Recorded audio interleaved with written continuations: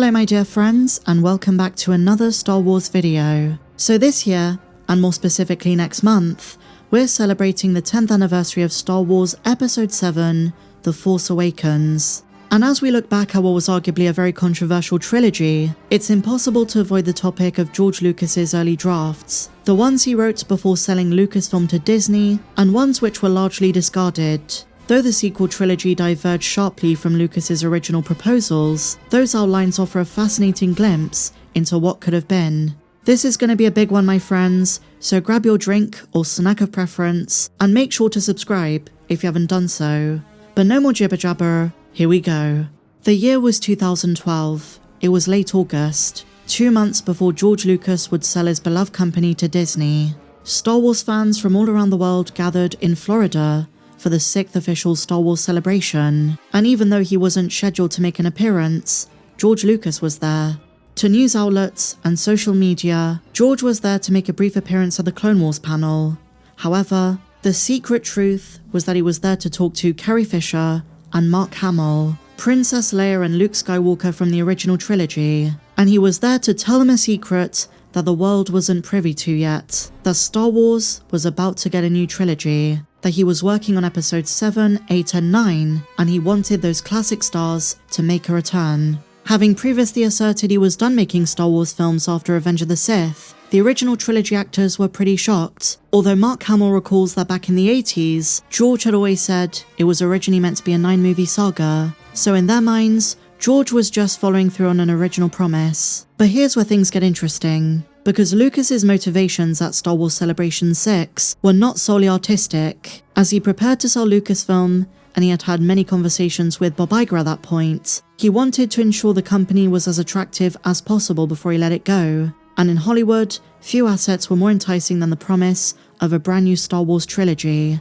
After sketching out his ideas for Episode 7, George decided to bring in Oscar-winning screenwriter Michael Arndt, Empire Strikes Back and Return of the Jedi co-writer Lawrence Kasdan, and producer Simon Kinberg, all as advisors. And like I said, he reached out to Mark Hamill, Carrie Fisher, and even Harrison Ford to see if they were willing to reprise their iconic roles. Even Harrison was eventually convinced, even though his relationship with the character of Han Solo was a mixed bag. As the summer became fall, the talks between Disney and Lucasfilm were reaching their final phase. After the two sides settled on the general framework of the acquisition, Lucas decided to allow a small group of Disney executives to read through his sequel scripts, and at the time, only 3 were granted access: Bob Iger, studio chairman Alan Horn, and executive vice president Alan Braverman, and Lucas required them to sign NDAs to safeguard his ideas. In retrospect, Iger recalls, quote, "We thought from a storytelling perspective they had a lot of potential." And so on September 12, 2012, newly appointed Lucasfilm co-chair Kathleen Kennedy informed the company's various departments that she intended to move forward with a new Star Wars trilogy. And so on October 30th, when the sale of Lucasfilm was formally announced, it came with the revelation that a brand new Star Wars trilogy kicking off with Episode 7 was about to go into development. 3 years later, on December 18, 2015, Star Wars Episode 7 The Force Awakens debuted to enthusiastic reviews and extraordinary box office success. But once the initial excitement settled, fans began to question what Lucas had originally envisioned, especially after both he and director J.J. Abrams acknowledged his original story outlines had been set aside. And George, as we know, felt a bit betrayed by this. Over time, fragments of Lucas's plans emerged through interviews, through books, through social media, and these offered us glimpses into the trilogy that could have been. Before Rey, before Kylo Ren, before Poe Dameron, and arguably before a movie that was heavily inspired by New Hope, there was a very different version of Episode 7. Now here's the thing, the very last meeting, the very last bit of involvement that George had with Episode 7 was in January of 2013, and so today, what we're going to try and decipher are some of George's final ideas. We're going to begin with the stuff we know for sure. There's a lot of conjecture in this story. Let's begin with some of the foundational stuff, the set in stone and more concrete vision. Although Lucas's story changed quite a bit during the roughly year-long period where he was creatively involved, one element stayed consistent. The narrative centered on a young woman and her journey to become a Jedi Knight. This, in J.J. Abrams' version, would become Rey, but George's idea for her was a bit different. In his earliest outline, she was a 14-year-old named Taryn. As Lucas continued shaping the story, he also experimented with some other names. Some were pretty standard, like Taya, while others were pretty ridiculous. One of the variations was literally called Winky. Sounds more like a Teletubby than a Jedi Knight, but I suppose that's just George's sense of humour. The final version of the character before George stepped down was Taya. Also in his story treatments, George imagined Luke Skywalker as a recluse, very similar to the way he was in The Last Jedi, living in isolation after a devastating traumatic event. He compared this incarnation of Luke to Colonel Kurtz, and in the 2012 treatment that he ultimately handed over, Luke was meant to make a full appearance in Episode 7 before dying in Episode 8. But in George's version, Luke was more like a monk, rather than someone who had just given up, and there was a much stronger focus on midichlorians and the Wills. He said this: "My next 3 films were always going to get into the microbiotic world. There's a whole world of creatures that operate differently than we do. I call them the Wills, and the Wills are the ones that control the universe. They feed off the Force, and I was going to introduce them. Back in the day, I used to say that ultimately what this means is we're just cars, vehicles for the Wills to travel around in, and the conduit is the midichlorians. They're the ones that communicate with the Wills, and so the Wills in a general sense are the Force. But I never got to finish it. I never got to lay out how the Force works. I never got to tell people about it. If I'd held on to the company, I would have done it, and then it would have been done. Of course, it would have changed how you see the other films, and I'm sure a lot of fans would have hated it, just like they hated my Phantom Menace. But at least the whole story would have been told, from beginning to end. That was what the new films were going to explore."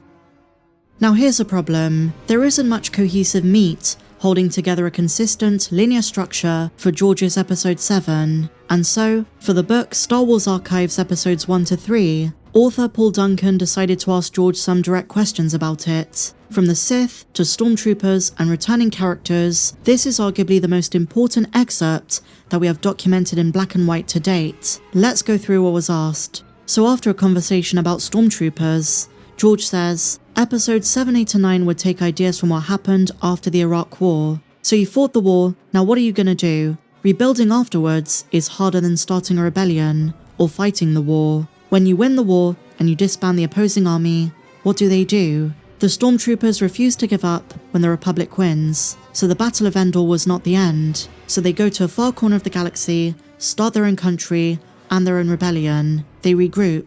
So for all intents and purposes, George is talking about the Imperial Remnant, and then he says, there's a power vacuum, so gangsters, like the Hutts, are taking advantage of the situation, and there is chaos. The key person, he says, is Darth Maul. He brings all of the gangs together. So as we can see, there are some elements of Solo, some elements of what's going to be Maul's Shadow Lord, and then Paul Duncan asks him, was Darth Maul the main villain? And George responds, yeah, but he's very old, and we have 2 versions of him. One is with a set of cybernetic legs, like a spider, and then later on, he has metal legs, and he was a little bit bigger. We did all of this in the animated series. And then George reveals that his apprentice was going to be the expanded universe character Darth Talon. He says, quote, Darth Maul trained a girl, who was in the comic books, as his apprentice. She was the new Darth Vader, and most of the action was with her. So these are the 2 main villains of the trilogy. Maul eventually becomes the godfather of crime in the universe, because as the Empire falls, he took over. And in terms of the heroes, the protagonist of the new trilogy was Leia. He says, who else is going to be the leader? To rebuild the Republic. They still have the apparatus of the Republic, but they have to get it under control from the gangsters.